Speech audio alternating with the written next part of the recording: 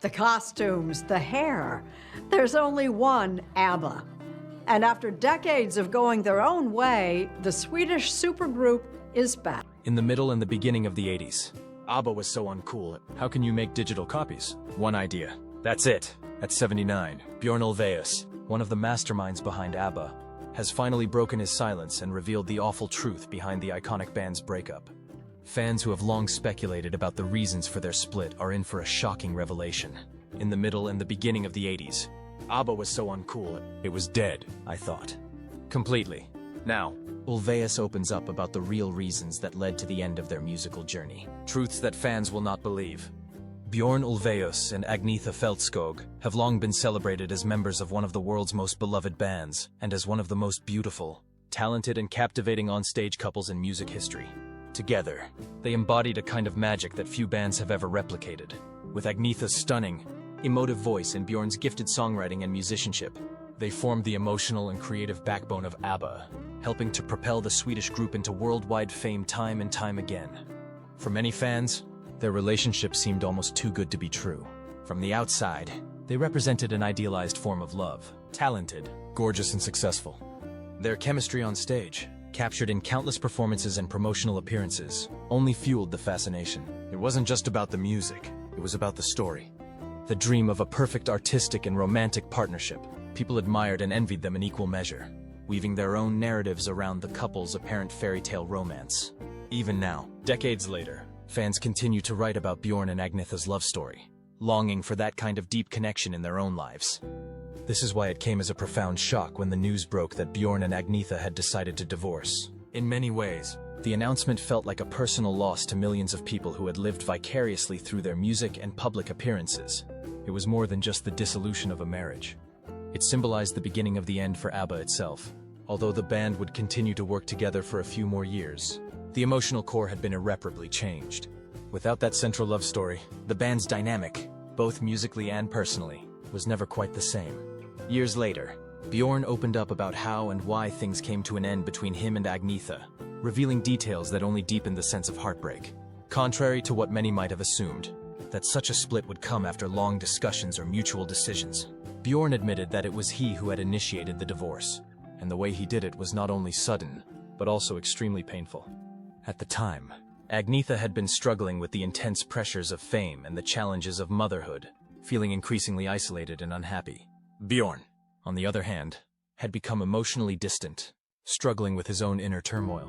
Instead of confronting these issues head-on and trying to work through them, Bjorn made the painful choice to leave. And he did so in a way that many have described as cold. He simply announced that he was moving on, leaving Agnetha devastated. In the summer of 1979, during a period marked by deep personal turmoil, Bjorn Ulvaeus and Benny Andersson retreated to a small cottage on Vigsy Island to begin work on new music. It was there, amid the isolated stillness of the Swedish archipelago, that they began to craft what would become one of ABBA's most iconic and emotionally charged songs, The Winner Takes It All. According to Andersson, the initial spark for the track came not from a fully formed new idea, but from fragments of older musical sketches, small pieces they had stored away over time, waiting for the right moment to bring them to life. At this point, Bjorn's marriage to Agnetha Fältskog was rapidly unraveling. Though both he and Agnetha had mutually agreed that a divorce was inevitable and perhaps even necessary, the emotional fallout was far more complicated than a simple decision to part ways. For Bjorn, who had always expressed his deepest feelings through music, there was an urgent need to find a way to channel his tangled emotions, the sadness, guilt, anger, and confusion, into something tangible. Music was his only real language, and writing this song would become a form of therapy for him. Initially, the demo for the song bore the working title, The Story of My Life, a blunt acknowledgement of how personal the track truly was. Bjorn poured all the conflicting emotions he was wrestling with into the draft. The first arrangement they created was surprisingly up-tempo, with a steady, almost mechanical pace. But both Bjorn and Benny quickly realized that this version felt too rigid and sterile. The raw pain Bjorn was trying to express simply didn't fit the neat, bouncy structure. Recognizing the mismatch, they shelved the song for a few days, focusing on other compositions while letting the idea for this one breathe. 4 days later, they returned to it with fresh eyes and an entirely different approach. Andersson suggested that they reframe the song in the style of a French chanson, a more fluid, emotional form of music characterized by a descending piano line and an unforced structure. This new arrangement allowed the song to breathe and gave it a more open-hearted, confessional feeling, perfectly matching the lyrical theme of loss and regret. To further flesh out the idea, Benny recorded a rough tape featuring a descending piano melody while singing random French-sounding gibberish as placeholders for lyrics. This abstract recording was then handed to Bjorn, who took it home to craft the final lyrics. According to Bjorn, the process of writing the words was intensely emotional and somewhat chaotic. He drank whiskey heavily that night, admitting later that he was drunk for most of the writing session.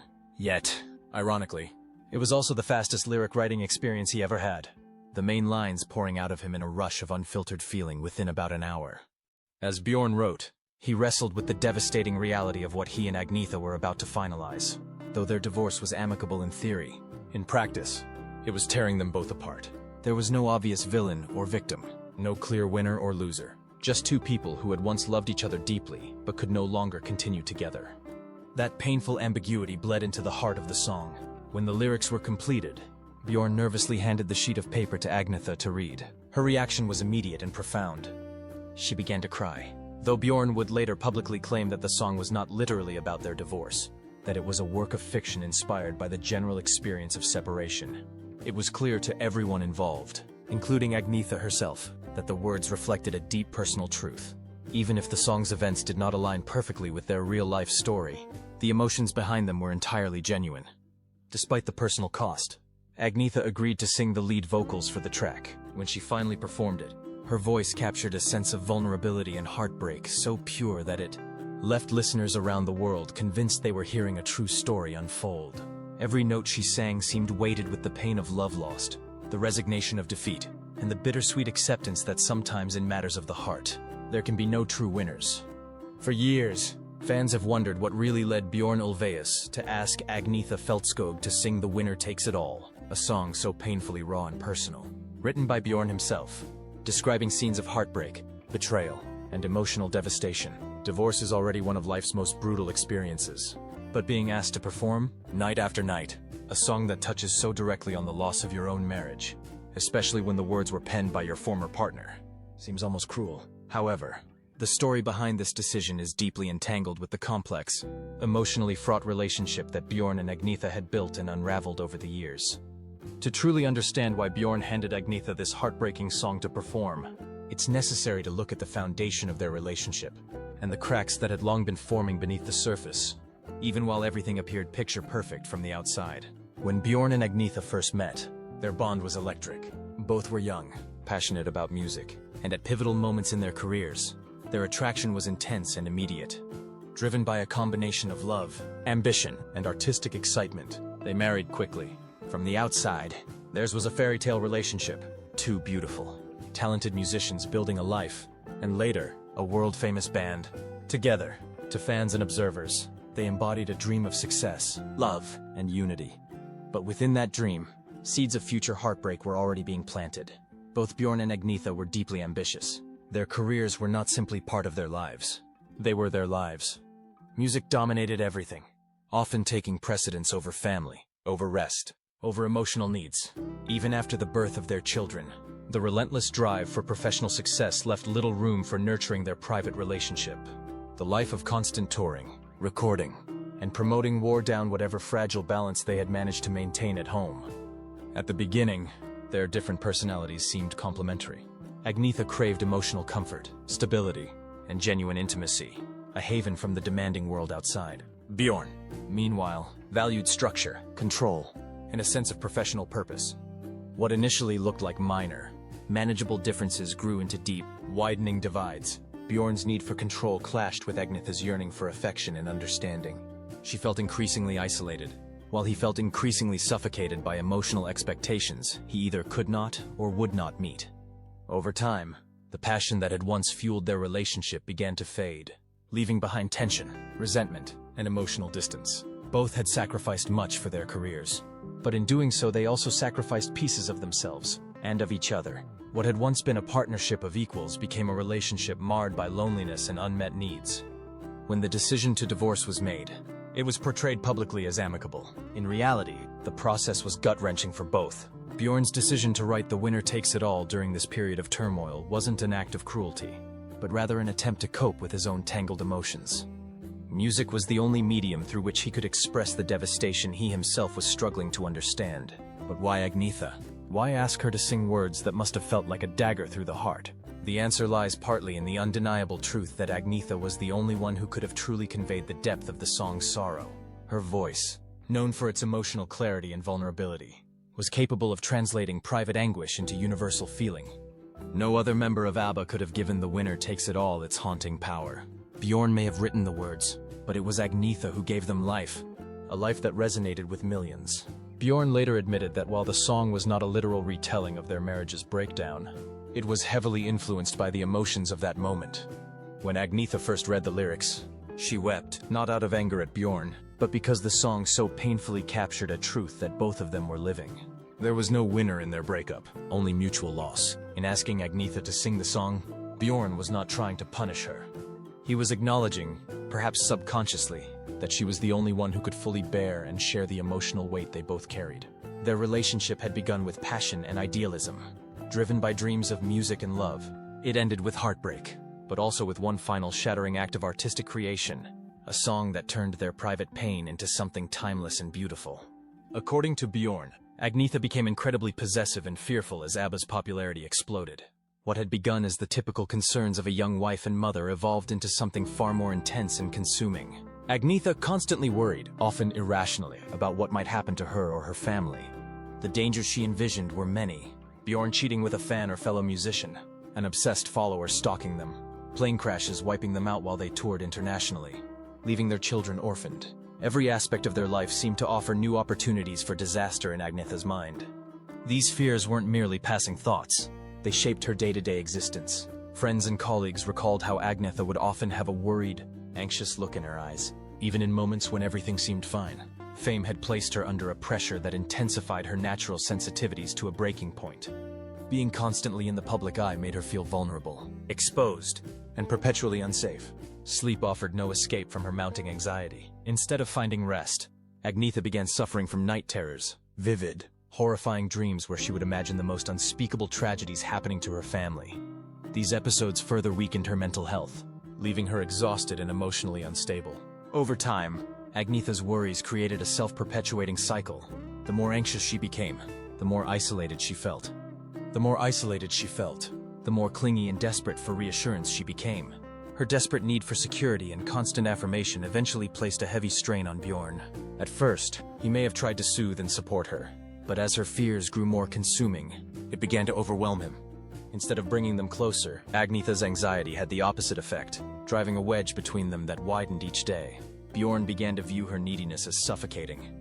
Instead of offering comfort, he pulled away, becoming emotionally colder and increasingly detached.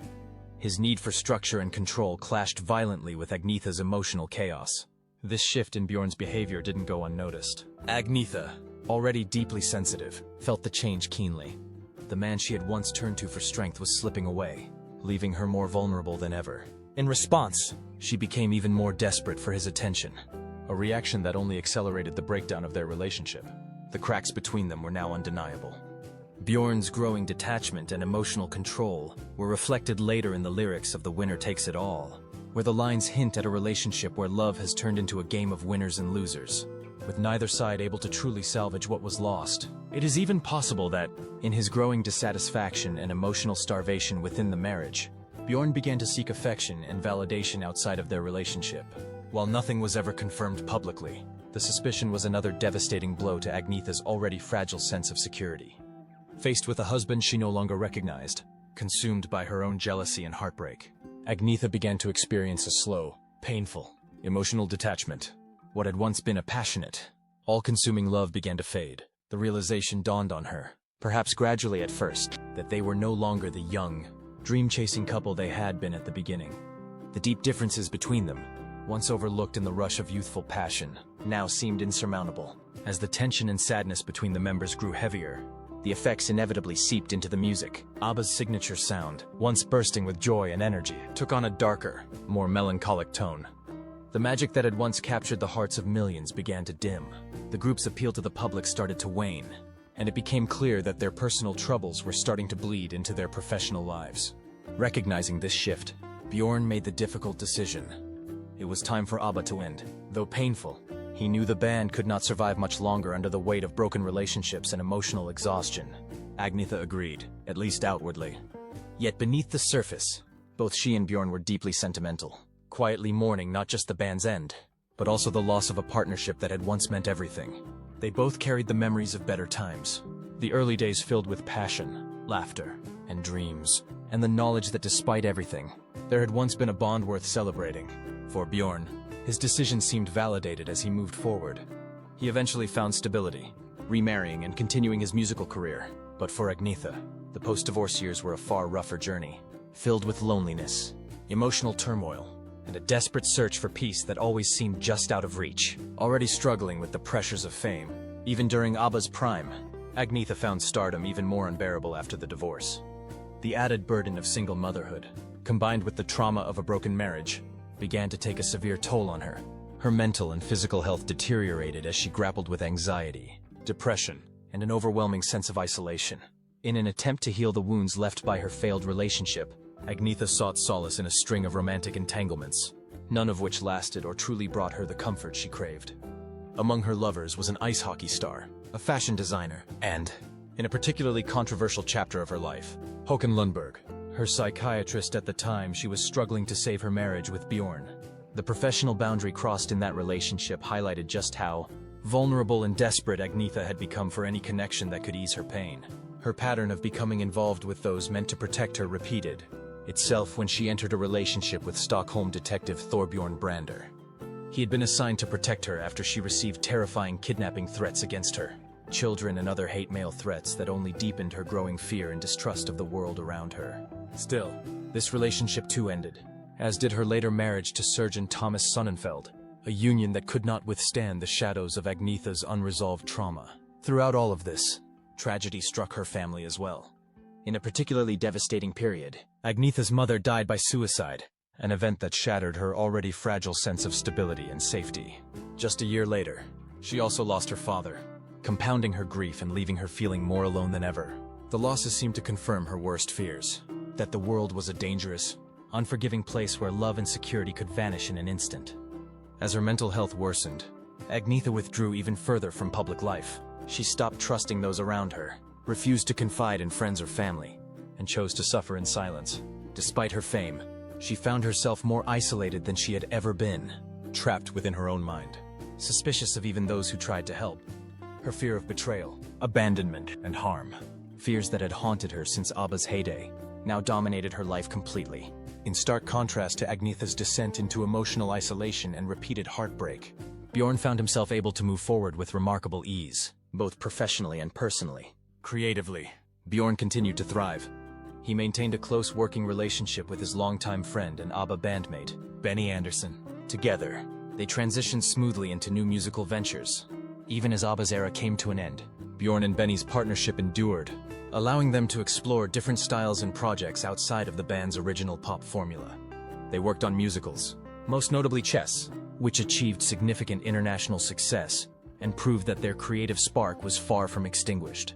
In the years that followed, their collaboration would lead to further accomplishments, including contributions to the stage musical Mamma Mia, a phenomenon that would introduce ABBA's music to a whole new generation. Bjorn's ability to focus on his work seemed almost effortless compared to the turmoil Agnetha was facing. His mental resilience and emotional adaptability helped him navigate the tumultuous period following the end of ABBA without falling into the same traps of anxiety and depression that plagued his ex-wife. Perhaps it was his pragmatic nature, the same quality that once clashed with Agnetha's emotional sensitivity, that now enabled him to weather the storms of fame, divorce, and career transition with relative calm. His personal life also flourished in a way Agnetha's sadly did not.